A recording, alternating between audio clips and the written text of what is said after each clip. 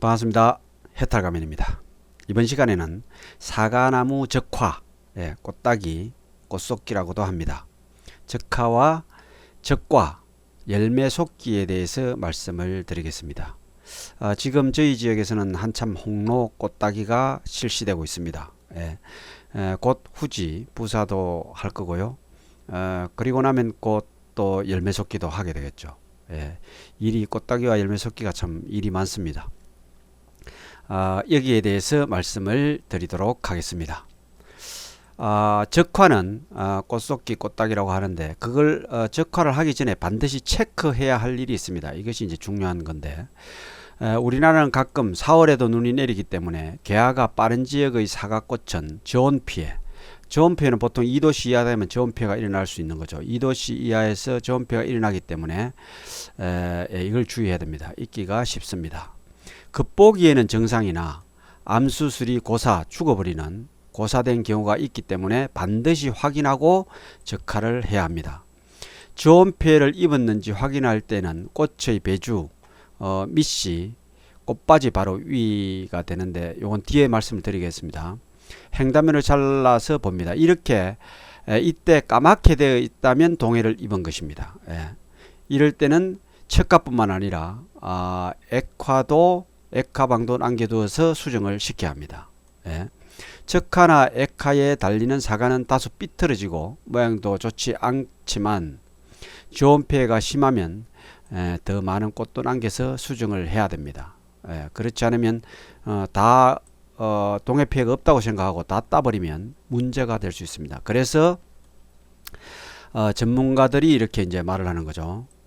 저온피해가 잦은 과수원은 적화보다 적과 열매속기를 꽃따기보다는 열매속기를 위주로 관리를 해야 안정적인 결실량을 확보할 수 있다고 전문가들은 말합니다.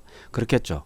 열매속기는 열매가 일단 맺으면 문제가 없는데 꽃을 적화하는 것은 굉장히 위험할 수 있기 때문에 피해가 저온피해가 많은 데서는 적화를 좀 작게 하고 열매속기를 위주로 해야 된다, 이런 이야기가 됩니다. 이것을 이제 잘 생각하셔서 꽃을 따야 되겠죠. 무작정 꽃을 따버리면 안 됩니다. 방금 제가 말한 것 중에 이제 꽃받침이 있고 밑씨가 있고 뭐 씨방이 있고 이렇게 요 부분인데 여기 이제 사과꽃입니다. 꽃이면 꽃받침이 맨 밑에 있겠죠. 이렇게 꽃받침이 있고 그 위에 씨방이 밑씨가 이래 있습니다. 그리고 이제 씨방이 있고 요게 이제 암술 수술이 되겠죠. 이렇게 이제 되어 있습니다. 그런데 피해를 입으면 어떻게 되냐 하면 요거는 이제 농촌진흥청에서 제공을 하는 건데 요런 정상적인 꽃이 요렇게 까맣게 됩니다. 여기도 보면 이렇게 정상적으로 선명한 색깔이 되는데 이렇게 까맣게 되죠. 죽어버립니다. 이렇게 되면 과실이 안 되기 때문에 이런 꽃을 놔두고 나머지를 다 따버리면 큰일 납니다. 그래서 그런 걸 주의해서 꽃따기를 해야 되겠습니다.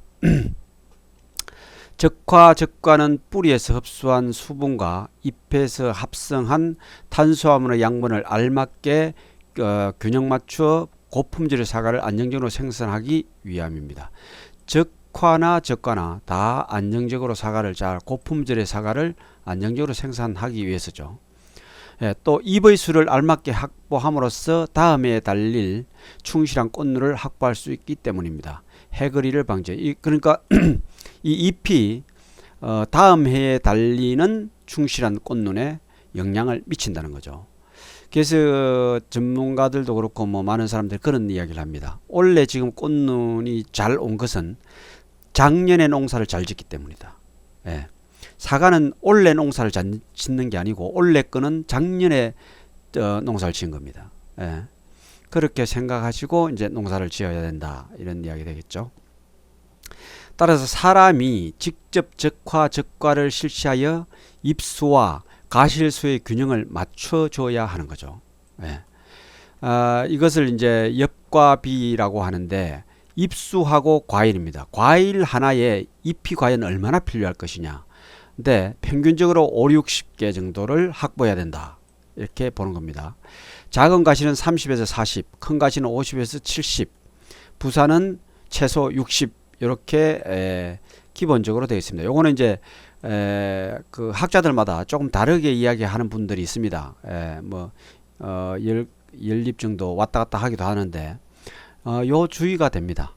그래서 이렇게 참고하시면 됩니다.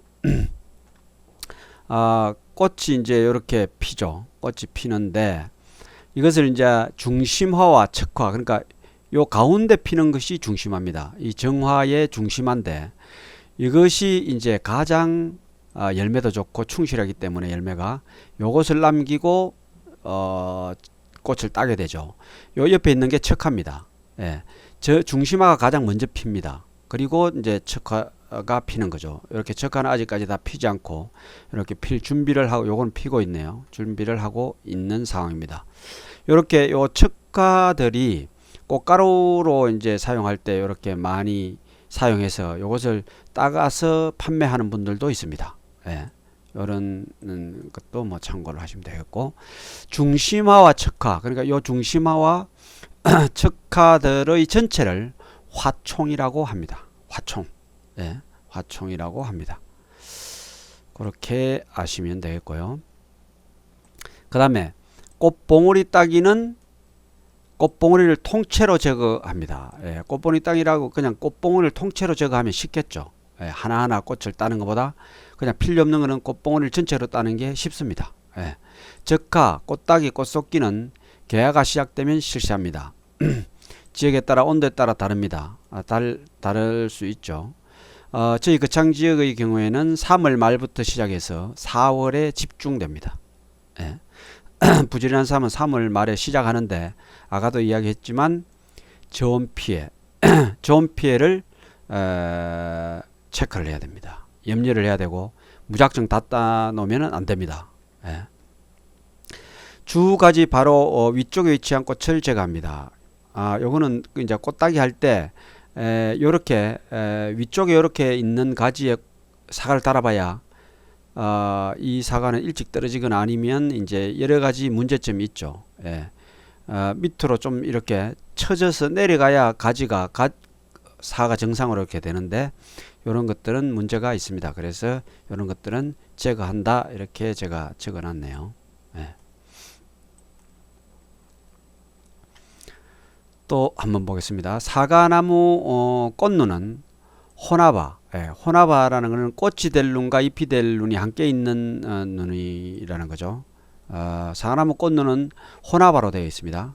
보통 5개, 6개의 꽃이 피고, 아까 또 보시죠. 여기도 있죠. 1개, 2개, 3개, 4개, 5, 6개가 있네요. 6개의 꽃이 피고 약 10매의 잎이 나오며, 그러니까 10매 이상의 잎이 나옵니다. 15개 막 이렇게 나오기도 하고 오며 한두 개의 덧눈이 있습니다. 한두 개의 덧눈이 있습니다. 또 그래서 덧눈은 짧게 또는 길게 자라서 과대지가 되어 다음에 꽃눈으로 발달합니다. 여기서 덧눈이 다시 난다는 거죠. 한두 개가. 일반적으로 짧은 과대의 꽃눈이 더 충실하고 다음 해에 결과지로 사용합니다. 충실한 3년생 가지에 결실된 결과모지는 4년 5년 동안 결실에 이용하지만 열해 동안 결실에 이용한 결과모지에 착생한 꽃눈은 충실하지 못함으로 가급적 교체줍니다. 너무 오래 계속 쓰면 안 된다는 이야기죠. 과대지를 그런 이야기가 됩니다. 그러니까 바꿔주면 이게 이제 너무 오래 쓰면은 노화가 되기 때문에 바꿔주면 더 좋은 거죠. 사과가 크면서 한두 개 나온 과대지와 맞닿으면 사과가 정가가 되지 않고 빗뚤게 자란다는 농가리 있는데 그런 이야기가 있습니다. 사과를 달면 이렇게 다는데 과대지가 이렇게 나와서 이것이 부딪혀서 사과가 빗뚤어진다 이런 이야기를 하는 농가가 있다는 이야기입니다. 이는 아직 정확하게 밝혀지진 원인은 없는 것 같고요. 제가 정보를 파악해봐도 없는 것 같고, 다만 과대지에서 사과가 중력을 비스듬히 받아서 한쪽으로 쏠리는 현상이 일어나지 않는가 하는 추측들이 있습니다. 이 중력은 모든 것이 중력을 다 받죠. 뭐 우리가 살고 있으면 우리도 중력을 받고 밑으로 떨어지려고 하죠. 만류 인력의 법칙도 그런 거지만 사과가 이렇게 있으면 정과가 이렇게 딱 달리면 정확하게 되는데, 이 과대지에 의해서 이게 사과가 이렇게 삐딱하게 이렇게 되면 이쪽에 불투하게 이렇게 중력에 의해서 튀어나올 수 있다, 이런 이야기가 됩니다. 너무 지나치게 과학적인가요? 이런 추측들이 있어서 제가 소개를 드렸습니다. 당년생 세 가지의 견눈에서 발달한 꽃눈을 액화라고 합니다. 액화아라고 하기도 하고 액화라고 하기도 하고 그렇습니다. 이것은 정화도 정화아라고 하고 정화 이렇게 말하기도 합니다. 에 비해서 품질이 떨어짐으로 제거합니다. 요 가운데 있는 요거 이제 요렇게 된 것을 정화라고요. 정화로. 요거는 지금 액화가 사진이 없네요. 요런데 또 눈이 나고 여기서 또 꽃이 핍니다. 요런 걸 액화라고 합니다. 요 가지에 여기 1년생 가지, 작년에 나온 가지니까 요 가지에서 당년에 세 가지에서 나온 요 눈들, 요 눈들, 요 꽃눈에서 핀 것을 액화라고 합니다. 이런 거는 이제 제거를 해야 됩니다. 상품성이 떨어지기 때문에. 그래서 이 끝에 있는 정화를 사용하게 됩니다. 엮어는 따면 안 되겠죠. 이 것을 따면 사과가 열리지 않습니다. 더 이상 큰일 납니다. 이렇게 되어 있습니다. 적화란 필요 없는 꽃을 미리 솎아져 소모되는 저장 양분을 최소화하기 위해 필요한 작업입니다. 당연한 거죠. 저온 피해가 없다고 판단되면 끝에 있는 정화방만 남겨 놓습니다. 정화방이라고 쓰기도 합니다. 정화방이라고 쓰기도 하고, 이 자체를 정화방이라고 쓰기도 합니다. 이런 것을 이제 저온 피해가 없다고 생각하면 끝에 있는 정화방만 남겨놓고 닫다는 분들이 있습니다. 그렇게 이제 해야 되고, 그때는 이제 저온 피해가 확실히 없어야 되겠죠. 애매하면, 저온 피해가 있나 없나 애매하면 액화 중에 좋은 꽃을 남겨두었다가 열매를 답니다. 이 끝이 애매하면 이것도 남겨둬야 되겠죠. 왜? 이게 고사했을 때는 이것을 사용해야 되므로 그렇습니다. 또 이게 원래 이 과대지가 아주 길면 두 개를 다는 분들도 있으니까 그런 너무 걱정 안 하고 남겨둬도 됩니다. 액화는 모두 제거합니다. 원래는 모두 제거해야 되죠. 결국에는 모두 제거해야 됩니다. 이것이 충실할 때 모두 충실하면 다 제거를 해야 되죠. 요런 것들이 이제 액화죠. 여기 끝에 있는 정화만 남기고 나중에 이것을 다 제거하게 됩니다. 요게 이제 1년생이죠. 1년 작년에 나온 새순이고요. 새순에서 꽃이 피죠. 요런 걸 액화라 합니다. 액화는 다 제거 대상이 됩니다. 만약에 이제 정화 끝에 있는 이 정화의 중심가라든지 척가들이 도저히 사용할 수 없다, 그러면 이걸 사용해야 되므로 냉해를 잘 입는 저온 피해가 많은 지역에서는 남겨두는 거죠. 한두 개. 그런 이야기고요. 이런 것들은 이제 너무 위로 향해서 제거를 하라 이렇게 써놓은 건데, 지금 여기를 봐서는 이 사진은 크게 위로는 아닌 것 같고 저쪽 앞쪽 같네요. 그리고 요렇게 짧은 요런 것들을 이제 화속성 결과지라고도 하기도 합니다. 정화라고 부르기도 해요. 그냥 그렇게 부르더라고요.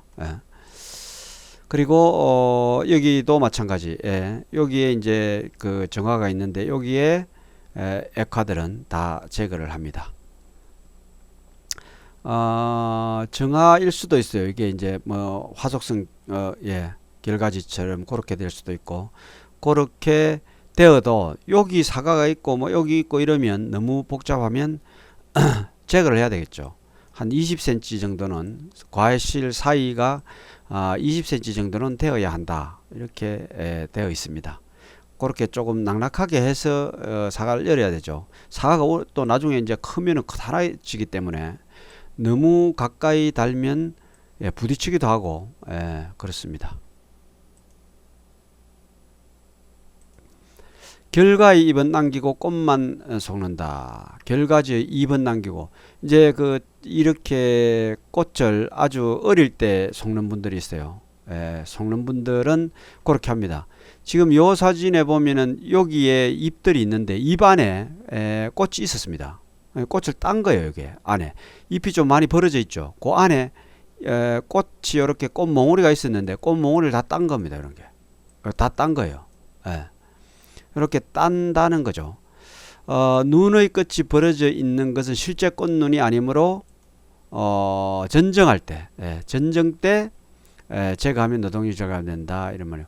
요거는 지금 뭐 여기서 꽃이 핀 걸로 내가 보고 사진 찍은데, 만약에 이제 요 꽃이 그 처음에 이게 꽃눈이 아니라는 판단을 하게 될 정도로 이렇게 벌어져 있다든지 하면 이것을 자르면 꽃을 딸 이 중간에 이런 작업을 할 필요가 없다, 이런 의미를 이제 제가 말을 하려고 했던 겁니다. 지금 이 가지는 뭐 충분히 이 가지를 키워야 되겠죠. 이쪽 방면에 가지가 없고 하니까 키워야 될 것 같습니다. 이거는 결가지 끝에 사과를 다는 것이 일반적이고, 결가지가 길고 눈이 좋을 경우 두 개를 달기도 합니다.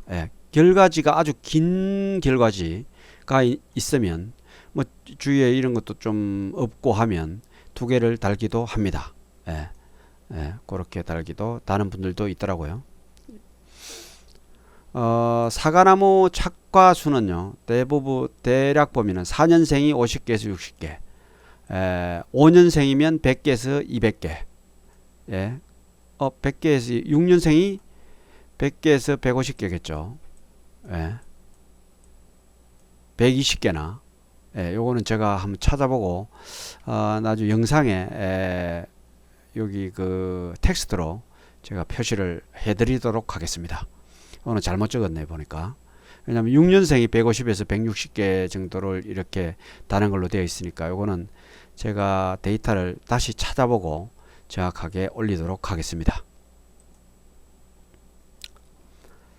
자, 이제 꽃눈 하나에 보통 그 잎이 10에서 15매 정도 발생합니다. 10개 발생한다 이렇게 앞에서 제가 소개를 드렸죠. 10개에서 15매가 발생합니다. 사과 하나에 그러면 여기서 보면 50개 평균적으로 엿가위가 과일 하나에 잎수가 5, 60이니까 5에서 6, 5개에서 6개의 꽃눈이 필요하다는 결과가 되는 거죠. 요 한 개에 하나에 10잎이 나온다는 거죠. 2개, 뭐 3개, 4개 이렇게 해서 5, 6 이렇게 쭉 해서 10개가 나오는데, 요런 꽃눈 하나, 한 개, 2개, 3개, 5개를 남가 놓으면 평균이 된다는 거예요. 거기에 과일 하나가 달려야 된다 이런 뜻입니다. 그렇게 생각하고 이제 그 잎 처리를 하면 되겠죠. 이 확보가 굉장히 중요하다는 사람들이 이제 많이 있죠. 이건 뭐 또 사실 맞는 거고요. 그런데 이제 잎 확보에 대해서 한 두 가지 이 종류로 말할 수 있습니다. 잎이 부족하다고 하는 사람들을 대부분 보면요, 그 사람들은 액화만 제거하고 잎은 제거하지 않습니다. 요 꽃만 제거합니다. 꽃만 제거하고 잎은 놔두는 거죠. 그냥 요렇게 합니다. 그렇게 하는 사람들한테 물어보면 잎이 중요하다고 분명히 이야기를 합니다. 잎이. 근데 또 그렇지 않은 사람이 있어요. 끝눈만 남기고 3분의 2 눈은 잎의 액화를 모두 제거합니다. 이 하나를 딱 남겨두고 나머지 여기서부터 이까지 중에 한 3분의 2 이까지를 확 훑는 사람들도 있습니다. 아예 전혀 아무것도 남기지 않는 분들이 있어요. 그분들의 말을 들어보면 그분들은 이제 눈을 제거하기가 쉽다 그러죠. 물론 쉽겠죠. 여기 잡고 뭐 장갑 끼고 여기서 확 그냥 훑으면 되니까. 그렇게 하면은 이분들은 이제 왜 이것이 그렇게 하면 잎이 모자르지 않느냐 이렇게 이야기를 물어보면, 남긴 뒤쪽의 눈에서 이 남긴 뒤쪽의 눈에서 나오는 이런 것들이 나무에서 눈에서 나무의 저장 양분만큼 잎을 만들어낸다는 거예요. 여기를 다 제거하더라도 이 나무의 영양분이 충분히 있으니까 결국 잎이 다 난다, 충분히 놔준다는 뜻입니다. 이렇게 생각해서 이분들은 작업이 용이하도록 이렇게 하고 있었습니다.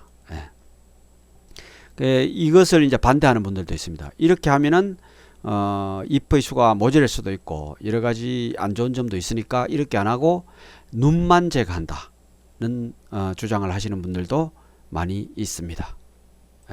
참고하셔서 요 눈에서 좀 잎이 중요하다고 생각되면 꽃만 어릴 때는 꽃만 탁 옆으로 손으로 살짝 누르면 꽃이 톡톡 떨어집니다. 잎은 그대로 있고요. 그렇게 따는 분들이 많으니까 그렇게 하셔도 되겠습니다. 적과 시기를 한번 보죠. 개화기 전후에 너스리 피해나 강우, 병충해 피해 등으로 적과를 너무 일찍 완료하면 안정된 결실을 확보하지 못하는 경우가 많습니다. 아까 때도 말씀을 드렸습니다. 전 피해 이런 거요, 서리 피해 이런 거 있을 수 있습니다. 그래서 적과를 너무 일찍 서둘러서 하면 나중에 좀 낭패를 볼 수도 있겠죠. 적과 열매 솟기 시기는 개화 2주 후에 과실의 수정 여부가 육안으로 판단될 때 시작합니다. 개화 5주, 이 5주 전까지 하락하는데 그 이유는 이제 지베렐린 물질 생성이 급증을 한다 그래요. 개화 5주부터. 그래서 그 전까지 마무리를 하라고 하고 빠를수록 좋다고 합니다. 적과의 순서를 한번 보죠. 1차적으로 적과는 중심과, 아까 때 말씀드렸죠. 중심과를 남기고 척과를 자르는 작업을 합니다. 과실의 간격은 20cm 내외라고 되어 있고요. 2차 적과는 기형이나 벌레 먹은 사과를 따냅니다.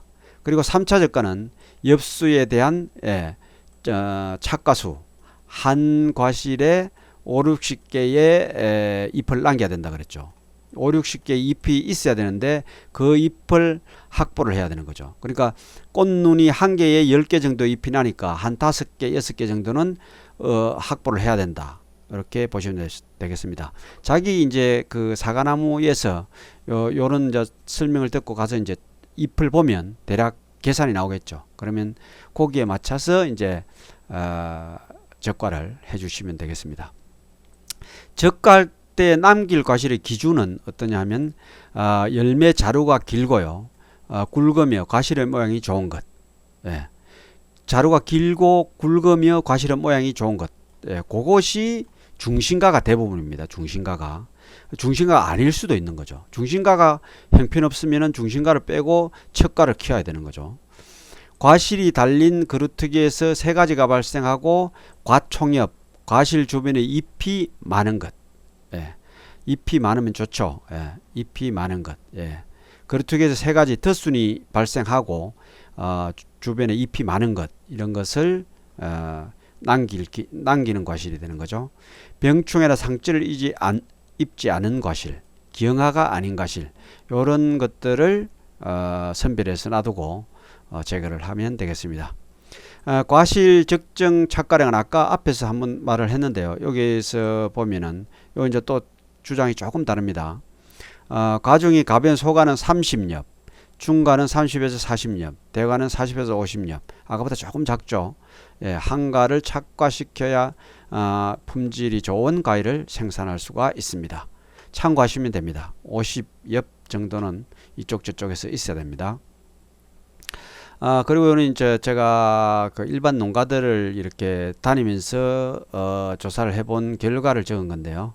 일반 농가의 영농일지를 보면은 3월 말 적과 꽃따기부터 시작해서 5월 6월까지 적과 열매 솟기가 계속 이어집니다. 그냥 쭉 일을 계속 하시고 있는 거죠. 이유는 사과꽃이 일시에 피고 지는 것이 아니기 때문이고요. 시간을 두고 사과꽃이 피기 때문에 빨리 피는 것도 있고 늦게 피는 것도 있고 이렇기 때문에 그런 일이 발생합니다. 그리고 농장이 넓어서 한꺼번에 일을 마칠 수가 없기 때문입니다. 이래서 3월 말 적화를 시작해서 열매 솟기까지 계속 일을 이어가고 있습니다. 그리고 꽃따기, 꽃눈 솟기, 꽃봉오리 솟기가 적과보다 효율적입니다. 당연히 효율적이겠죠. 꽃따기가 더 쉽죠. 열매 과일을 따는 것보다. 흙이지만 꽃따기를 지나치게 과감하게 했을 경우 냉해 피해, 그러니까 저온 피해가 염려가 된다는 거죠. 이것 때문에 이제 그렇습니다. 만약에 이제 내폐가 젓가락까지 다 해놓고 꽃따기를 다 해놨다. 꽃따기를 다 해놨는데 피해가 심하다 그러면 만회할 방법이 없죠. 예.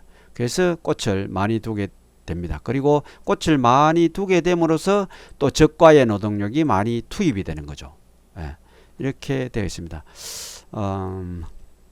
하여튼 이런 것을 참조하셔서 꽃따기나 적과를 하시면 됩니다. 그리고 이제 여기에는 지금 여기 가운데 있는 중심과 요게 이제 튼실하고 좋죠. 요런 것을 남기고 나머지 요런 척과들은 다 잘라서 없앱니다. 여기 다 잘라야 됩니다.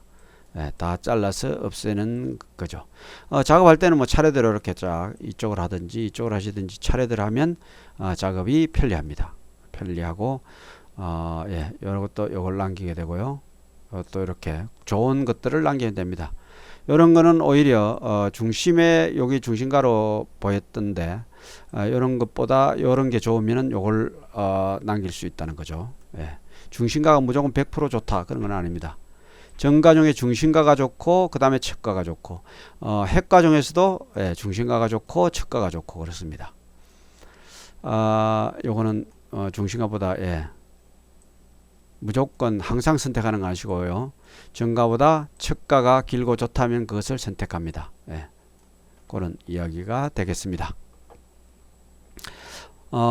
보통 이 적과하는 걸 보면 홍로 같은 것은 이제 좀 이 자루 같은 게 이런 게 부드럽고 해서 손으로 적과를 많이 합니다. 하는데 후지 같은 경우에는 손으로 잘 안 되고 손으로 잘못 따면은 이게 이제 나중에 말라서 남아 있는 과실을 상처를 주기 때문에 가위로 안전하게 예, 밑동을 딱 잘라줍니다. 예. 척과를 자를 때 남은 사과에 상처를 주지 않도록 최대한 밑동을 자릅니다. 예, 그 말입니다. 이 사과를 컸는데 이게 삐죽삐죽 해갖고 찌르면 안 되겠죠. 바람이 불고 이러는데 적과할 때는 부드러운 자루도 마르면 날카롭게 변해서 사과에 상처를 줍니다. 예, 바로 그 말입니다. 자, 이렇게 해서 제가 오늘 그 사과나무 적화와 적과에 대해서 말씀을 드렸습니다. 지금 한참 사과 꽃을 따고 있는데 꽃 따는 것부터 열매 솟기까지 조금이라도 도움이 되었으면 좋겠습니다. 감사합니다.